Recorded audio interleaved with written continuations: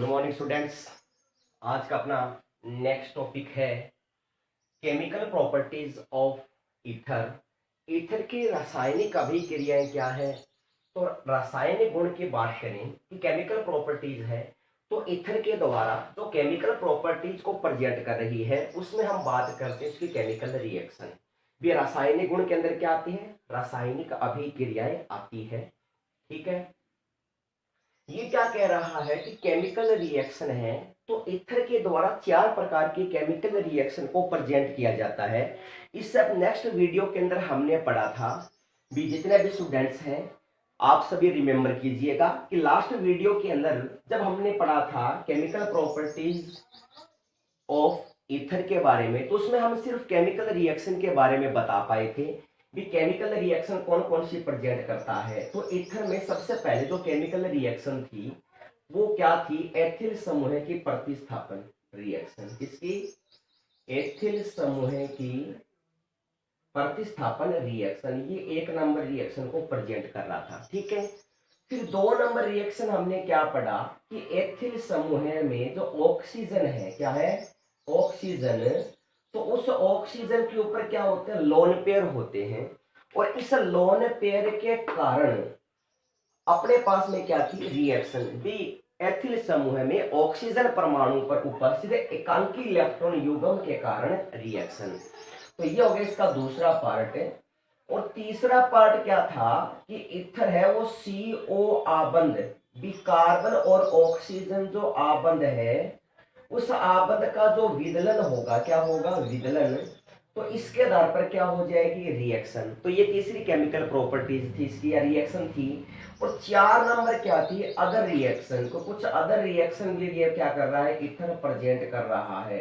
क्या कर रहा है, कुछ अदर रिएक्शन भी क्या करता है, ये प्रेजेंट कर रहा है। तो आप समझ रहे होंगे कि ईथर के द्वारा जो प्रेजेंट होने वाली केमिकल रिएक्शन थी वो 4 प्रकार से हैं। उनकी केमिकल रिएक्शन कौन कौन सी है, तो ईथर के द्वारा 4 प्रकार की केमिकल रिएक्शन को प्रेजेंट किया गया।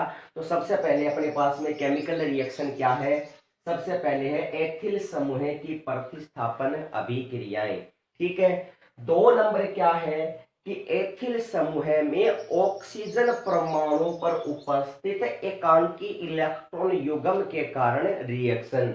और 3 नंबर क्या है कि एथिल के कार्बन और ऑक्सीजन के आबंध के विदलन के आधार पर रिएक्शन। और 4 नंबर क्या है, अदर रिएक्शन। तो ये 4 केमिकल रिएक्शन है जो ईथर के द्वारा प्रदर्शित की जाती है। तो अब हम पढ़ेंगे सबसे पहले एथिल समूह के प्रतिस्थापन की रिएक्शन।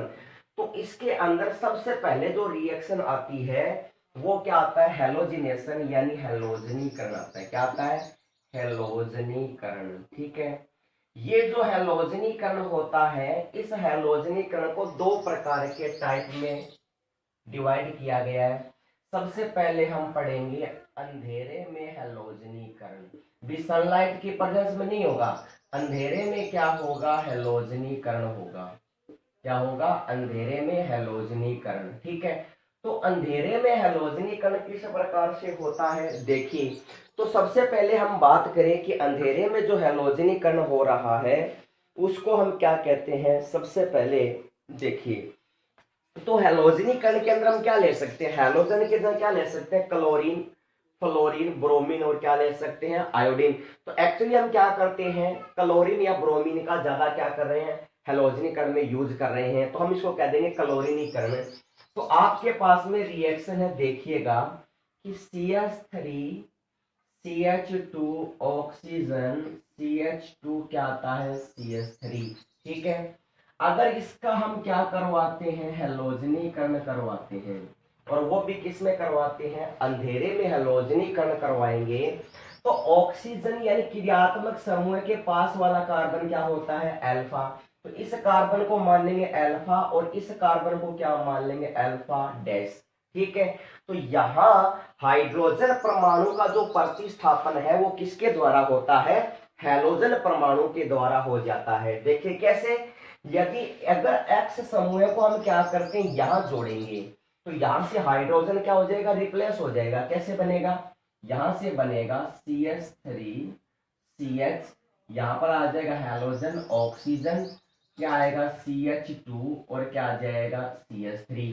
सुन पा रहे हो बात। फिर सबसे पहले क्या हो जाएगा, इसका हैलोजनीकरण हो जाएगा और फिर क्या हो जाएगा, इसका हो जाएगा। तो कहने का मतलब इसको हमने मान लिया अल्फा और इसको क्या मान लिया हमने, अल्फा डैश मान लिया। ठीक है, अब इसका पुनः क्या करवा देंगे, हैलोजनीकरण करवाएंगे। इसका पुनः क्या करवाएंगे, हैलोजनीकरण। हैलोजनीकरण करवाएंगे तो अब इस कार्बन में क्या होगा, हाइड्रोजन का रिप्लेस किसके द्वारा हो जाएगा, हैलोजन परमाणु के द्वारा। तो क्या बनेगा अपने पास, तो नेक्स्ट कंपाउंड बन जाएगा CH3CH और यहाँ पर क्या आएगा X ऑक्सीजन, CH और क्या आएगा X और यहाँ पर क्या आ जाएगा CH3।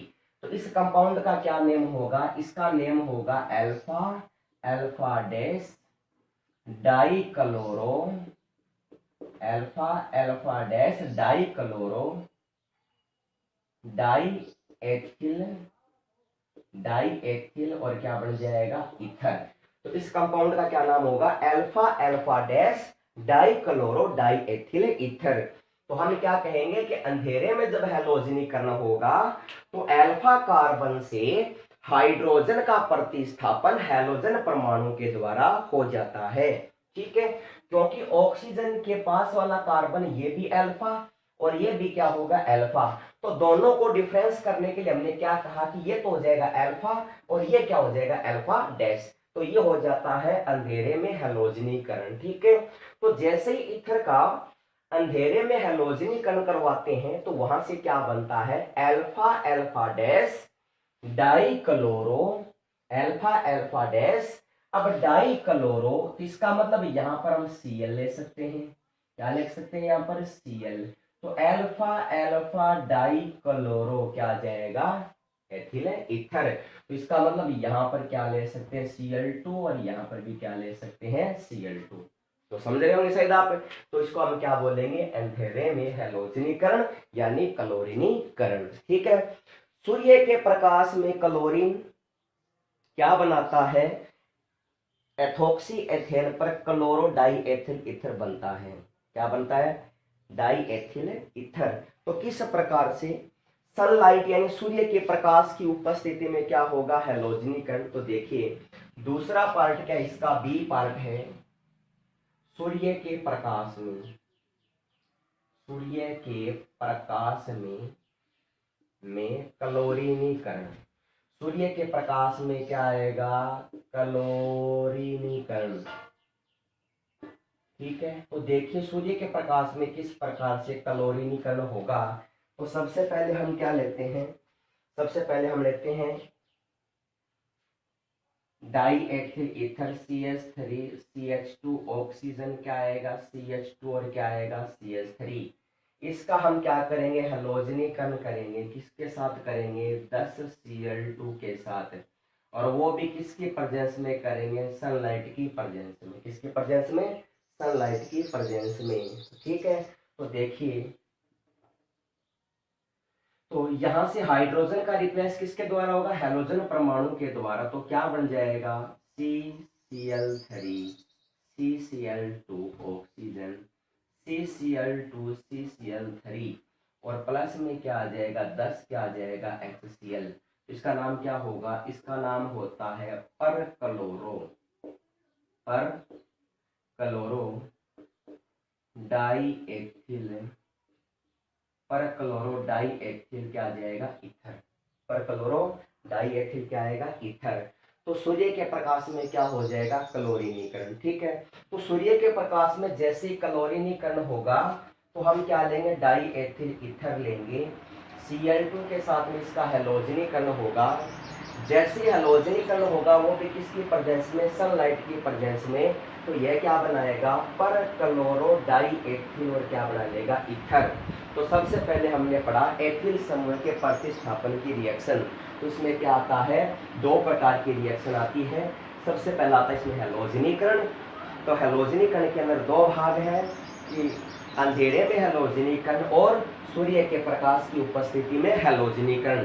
तो सूर्य के प्रकाश में जब हैलोजनीकरण करेंगे तब ये क्या बनाता है, alpha alpha dash dichloro diethyl ether.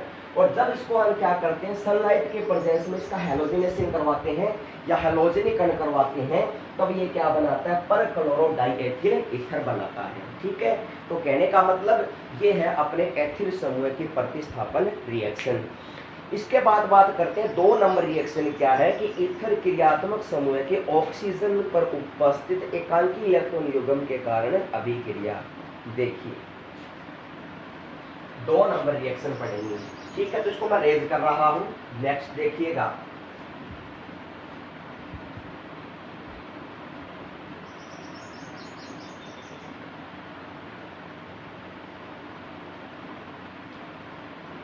दो नंबर रिएक्शन क्या अपने पास, 2 नंबर रिएक्शन है ईथर के ऑक्सीजन परमाणु के क्रियात्मक समूह पर। ये 2 नंबर रिएक्शन है, ईथर है, क्या है ईथर। तो ईथर के ऑक्सीजन, ईथर के ऑक्सीजन परमाणु, ये ऑक्सीजन परमाणु पर क्या है, एकांकी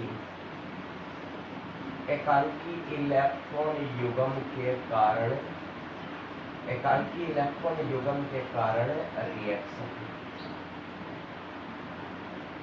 कैसे देखिएगा, आपके पास में क्या है CH3 CH2 oxygen 2 lone pair, फिर क्या आएगा CH2 और क्या आएगा CH3।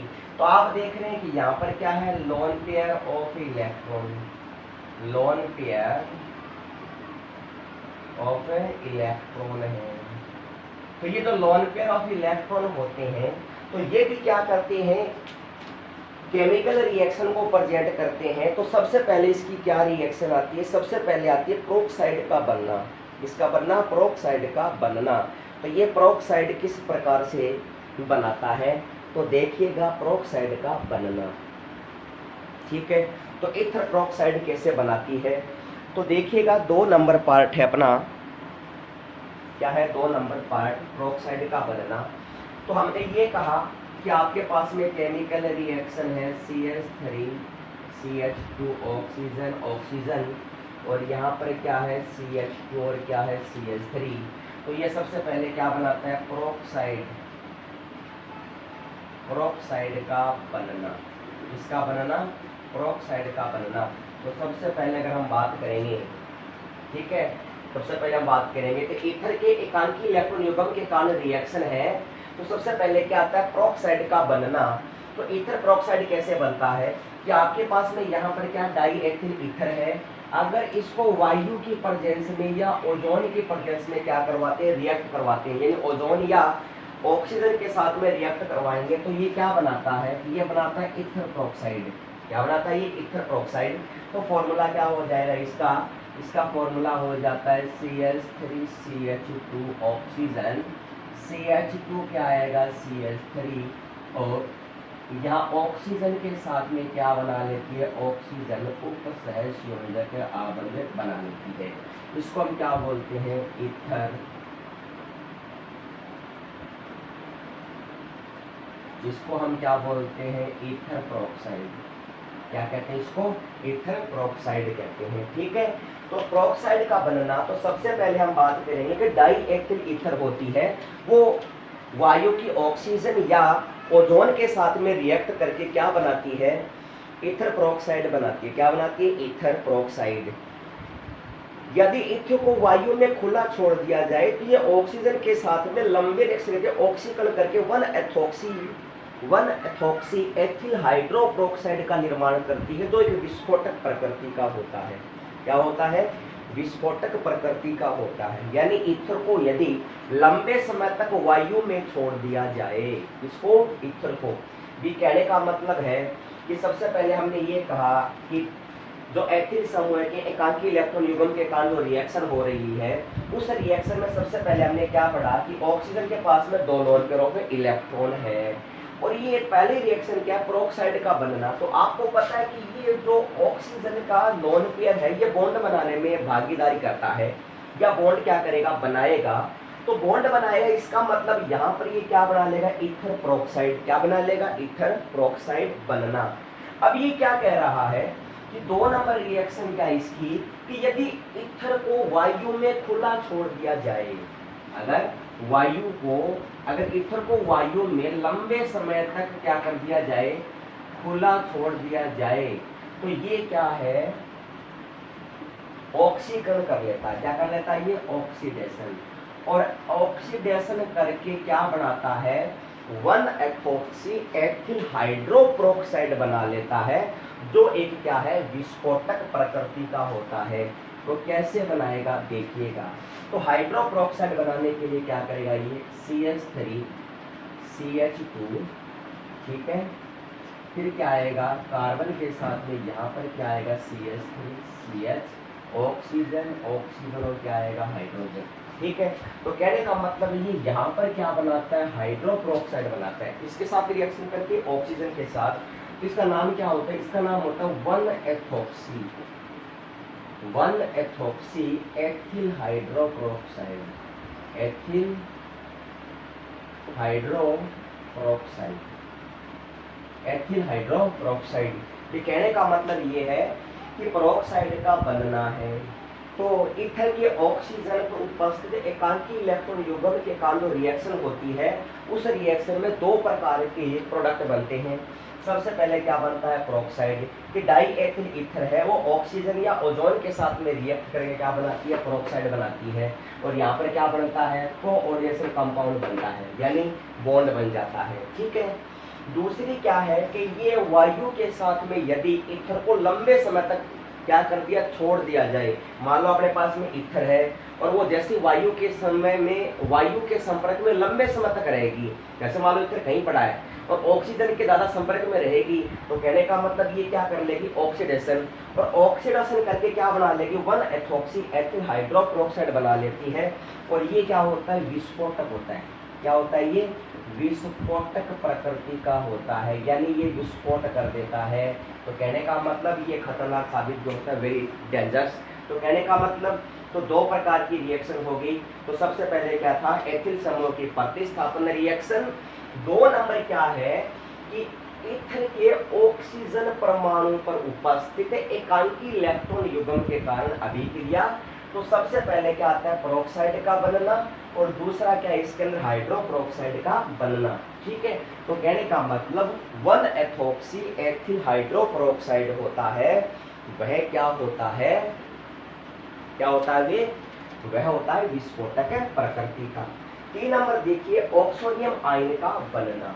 3 नंबर रिएक्शन क्या है इसकी, बी, ऑक्सीजन पर एकांकी इलेक्ट्रॉन युग्म के कारण जो रिएक्शन है उसमें हम बात करते हैं 3 नंबर, ऑक्सोनियम आयन का बनना या ऑक्सोनियम लवण का बनना। किसका बनना, ऑक्सोनियम लवण का बनना, ठीक है। तो देखिए ऑक्सोनियम लवण का बनना, 3 नंबर रिएक्शन।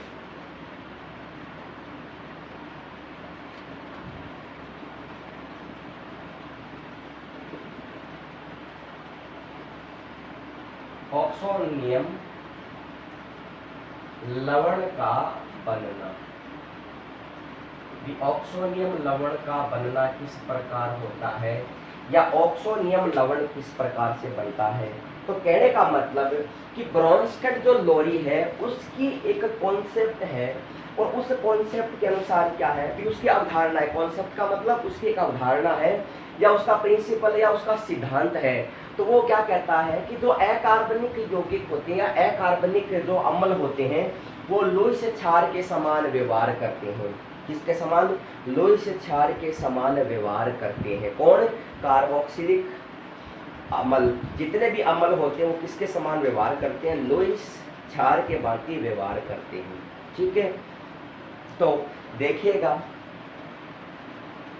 किस प्रकार से ऑक्सोनियम लवण बनता है, कैसे देखिए।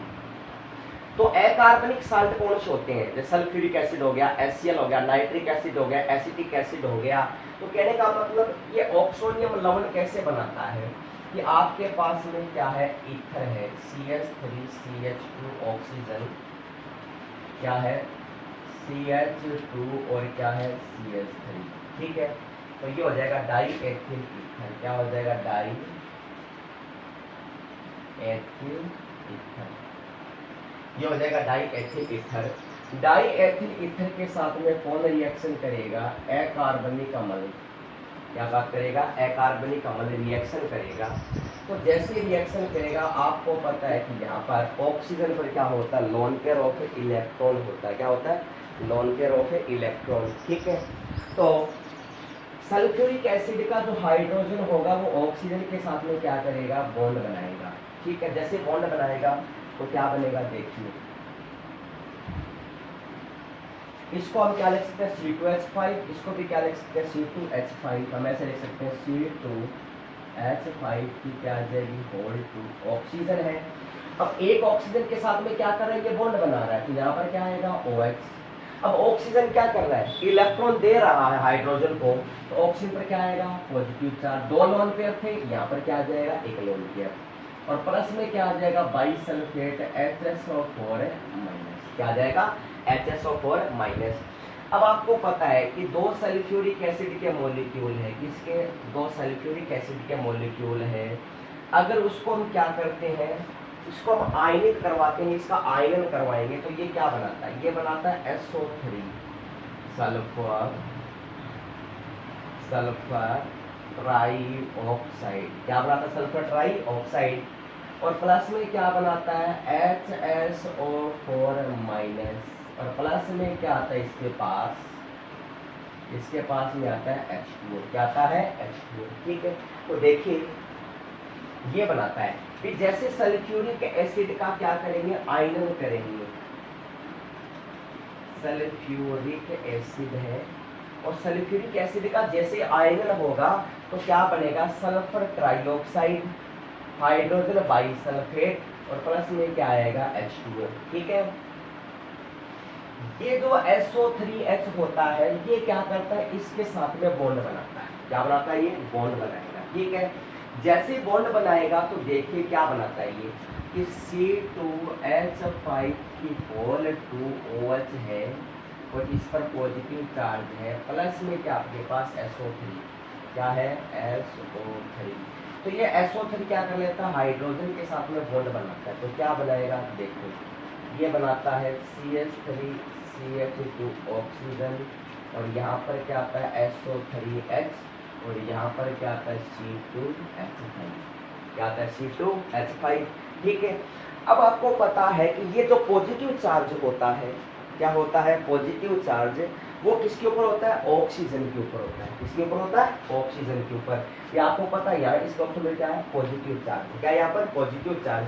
ये आपको पता है कि ये जो लोन पेयर है ये SO3 में बॉन्ड बनाएगा, तो यहाँ पर क्या बचेगा, पॉजिटिव चार्ज, यहाँ पर क्या बन गया, SO3H। ठीक है, यहाँ से एथिल समूह का एक्सट्रैक्शन कर देते हैं। जैसे इसको एक्सट्रैक्शन करेंगे तो क्या बनेगा, C2H5 क्या आएगा, एथिल बनाइन, प्लस यहाँ देखिए CH3CH2 क्या बनेगा, यहाँ पर बनेगा CH3, क्या बनेगा, CH2। ठीक है, अब यहाँ देखो यहाँ पर क्या है, HSO4, तो यहाँ पर क्या आ जाएगा, HSO4, इसे क्या बोलेंगे, एथिल। क्या बोलेंगे, ethyl hydrogen sulphate. Ethyl hydrogen क्या आएगा, सल्फेट। क्या आएगा, एथिल हाइड्रोजन सल्फेट। ठीक है, अब ये जो एथिल विनाइन होता है C2H5 एथिल विनाइन, प्लस अब देखिए यहाँ से क्या बचा हुआ है, HSO4, तो क्या HSO4 माइनस, ये क्या करे, इसे बॉन्ड बनाएगा। तो जैसे बॉन्ड बनाएगा यहाँ से क्या बन जाएगा, CH3CH2 क्या आएगा, HSO4, तो इसका नाम भी क्या हो जाएगा, ethyl hydrogen, ethyl hydrogen sulphate. क्या आएगा, एथिल हाइड्रोजन सल्फेट। सुनो आ रही है बात। तो सबसे पहले क्या करना आपको, ऑक्सोनियम लवण किस प्रकार बनेगा, क्या आपको पता है कि ऑक्सीजन है उस पर क्या होते हैं, 2 लोन पेयर ऑफ इलेक्ट्रॉन, ये H+O4 के साथ में रिएक्शन करेगा। ठीक है, तो ऑक्सोनियम आयन बनाएगा। तो कैसे बनाएगा, कि ईथर के पास में तो 1 लोन पेयर होता है, वो हाइड्रोजन क्या करता है, बॉन्डिंग करेगा। तो यहाँ पर क्या आएगा, OH, यहाँ पर 2 लोन पेयर थी। ऑक्सीजन क्या कर रहा है, इलेक्ट्रॉन दे रहा है, ऑक्सीजन इलेक्ट्रॉन डोनेटर, यानी इलेक्ट्रॉन दान कर रहा है, इसको डोनेट कर रहा है। तो जैसे इलेक्ट्रॉन को डोनेट करेगा तो आपको पता है कि ऑक्सीजन के पास में 2 लोन पेयर, तो 1 बचा, तो उसने हाइड्रोजन को अपने पास बनाया, तो यहाँ पर क्या बन गया, बॉन्ड। अब ऑक्सीजन क्या कर रहा है, इलेक्ट्रॉन को दे रहा है, यानी ऑक्सीजन है वो क्या है, इलेक्ट्रॉन दाता है। यानी वो इलेक्ट्रॉन को देना चाहता है। तो जैसे उस पर क्या आएगा पॉजिटिव चार्ज, प्लस में क्या आया बाइसल्फेट HSO4 माइनस। ठीक है, फिर हमने ये कहा कि सल्फ्यूरिक एसिड का जो आयनन होता है वो कैसे होता है। 20 का सल्फ्यूरिक एसिड का जैसे आयनन करेंगे तो क्या बनेगा सल्फर ट्राइऑक्साइड, प्लस में क्या आएगा बाइसल्फेट, प्लस में क्या आएगा H2O। अब एथिल का जो ऑक्सोनियम आयन बना हुआ वो सल्फर ट्राइऑक्साइड के साथ में रिएक्ट करता है, तो यहाँ से क्या बनाता है ऑक्सीजन के साथ में बनाता है बॉन्ड SO3H, और ऑक्सीजन पर क्या है पॉजिटिव चार्ज। तो ये जो एथिल समूह क्या होता है एक्सट्रैक्शन होता है, ये बाहर निकलता है, निष्कासन होता है। तो H2O है तो C2H5 है वो धनायन के रूप में बाहर निकलेगा, तो क्या बन गया एथिल समूह बन गया, या इसको हम बोलते हैं एथिल कार्बोनियम आयन। तो क्या बाहर निकलेगा एथिल धनायन, और यहाँ से क्या बनेगा एथिल हाइड्रोजन सल्फेट। अब ये जो एथिल आयन है या धनायन है एथिल धनायन, ये क्या करता है HSO4 माइनस के साथ में वापस से रिएक्ट कर लेता है और क्या बना लेता है एथिल हाइड्रोजन सल्फेट। तो इस प्रकार से क्या बनता है ऑक्सोनियम आयन बनता है। HCl गैस भी डाईएथिल ईथर के साथ में ऑक्सोनियम लवण बनाती है। कौन बनाती है HCl गैस, तो क्या बन जाएगा डाईएथिल ऑक्सोनियम क्लोराइड। क्या बनेगा डाईएथिल ऑक्सोनियम क्लोराइड, कैसे देखिए HCl गैस के साथ।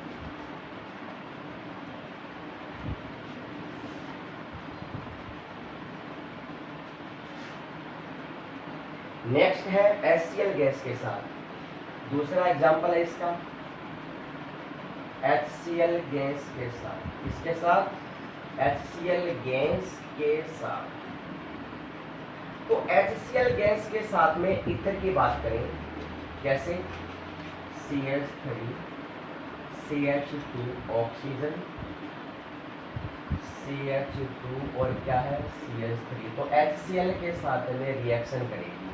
तो ये हाइड्रोजन है वो क्या करेगा यहाँ से इलेक्ट्रॉन लेगा, तो ऑक्सीजन क्या करेगा इलेक्ट्रॉन को डोनेट करेगा, ये इसके साथ में बॉन्ड बना लेगा। तो बॉन्ड बनाएगा तो कैसे बनेगा ऑक्सोनियम आयन, देखिए क्या आएगा CH3 CH2 ऑक्सीजन, यहाँ पर क्या जुड़ा हाइड्रोजन, ये धनायन क्यों आया क्योंकि ऑक्सीजन इलेक्ट्रॉन दे रही है, और यहाँ पर क्या आ जाएगा CH2 और क्या आएगा CH3 और यहाँ पर क्या आएगा Cl-। तो ये क्या बन गया ऑक्सोनियम आयन बन गया या ऑक्सोनियम लवण बन गया। नाम क्या हो गया डाई एथिल ऑक्सोनियम क्लोराइड। क्या नाम होगा इसका die ethyl oxonium chloride. Die ethyl क्या नाम होगा इसका, इसका नाम होगा डाई एथिल ऑक्सोनियम क्लोराइड। ठीक है, इसका दूसरा एग्जांपल भी है, एक एग्जांपल और भी है जो क्या करता है ऑक्सोनियम आयन को बनाता है। कैसे इलेक्ट्रॉन नियोन यौगिक जैसे बोरॉन ट्राइफ्लोराइड है, क्या है बोरॉन ट्राइफ्लोराइड, वो भी क्या बना लेता है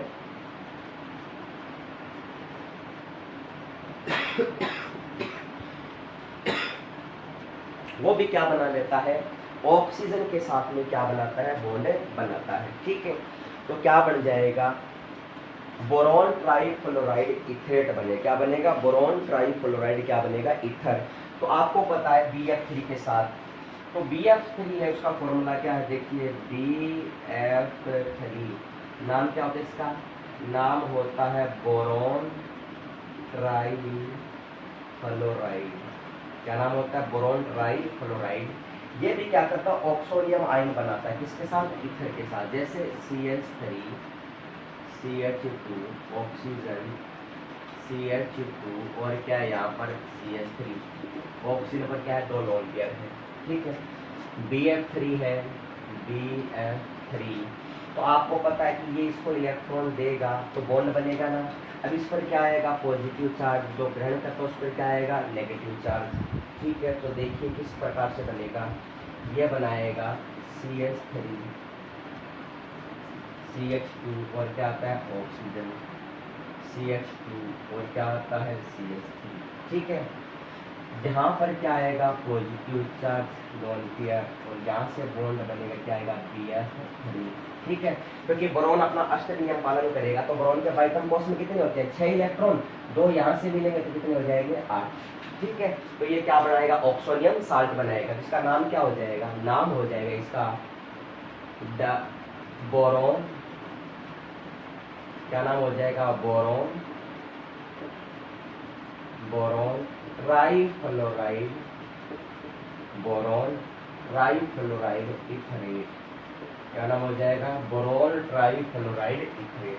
क्या बोले इसको, बोरॉन ट्राइफ्लोराइड और क्या बोलेंगे, इथरेट। ठीक है, तो कहने का मतलब ऑक्सोनियम आयन का बनना, तो ऑक्सीजन के क्रियात्मक समूह पर उपस्थित एकांकी इलेक्ट्रॉन युग्म के कारण जो रिएक्शन हो रही है, उस रिएक्शन के कारण आप सोच रहे होंगे जो केमिकल रिएक्शन होती है उस ऑक्सीजन आयन का बनना, उसमें 3 प्रकार के हैं।